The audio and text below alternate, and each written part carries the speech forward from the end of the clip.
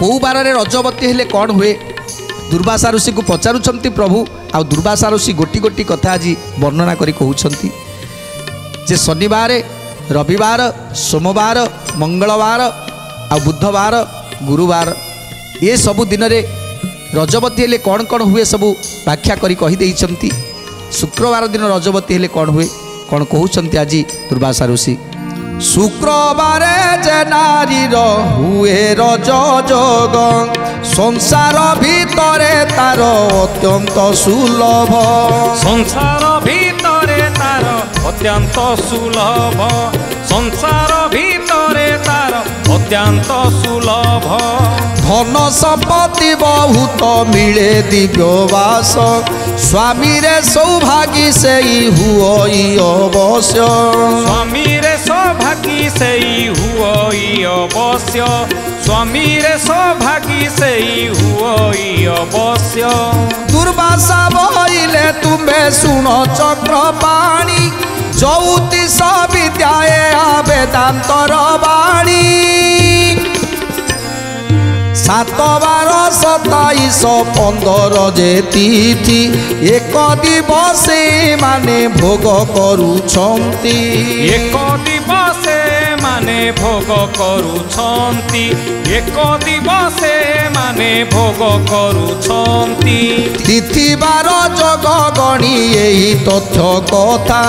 पुणी पुणी तिथि पातिले क महाज्ञाता गोविंद माधव कृष्ण श्री मधुसूदन गोविंद माधव कृष्ण श्री मधुसूदन। आज कहउछंती दुर्वासा ऋषि ये हूँ ज्योतिष विद्या ये हूँ गाणितिक ज्योतिष गाणितिकर कथा जे सोमवार ठारू रविवार पर्यंत ए 7टी बार ए 27 नक्षत्र आउ 15 तिथि ये सबू मध्य भोग करुए तेणु गोटे दिन में गोटे गोटे गोटे तिथि गोटे नक्षत्र गोटे करण गोटे जोग ये सबू गोटे गोटे दिन में थाए तेणु कौ जोगरे रजवती हेले कौन हुए से दिन जदि सोमवार होता है कि द्वितीय तिथि होता है कि कौलव करण होता है शुभ जोग होता है ये सबूर विचार करुछंती जे एक प्रथम द्वितीय तिथि कि तृतीय तिथि कि चतुर्थी तिथि एमती 15टी तिथि अच्छी तेणु से 15 तिथि भितर ये तिथि भितर कौ तिथि रे रजवती हेले कौन हुए सुंदर कथा आज व्याख्या कर दउछंती।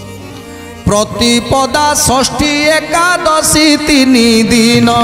नंदी नाम तिथि अटे विद्यमान नंदी नाम तिथि अटे विद्यमान नंदी नाम तिथि अटे विद्यमान। ये तिथि रे जे नारी हुए रजवती शुभ जोगे नारी पुत्र हुए से प्रापति गोविंद माधव कृष्ण श्री मधुसूदन गोविंद माधव कृष्ण श्री मधुसूदन।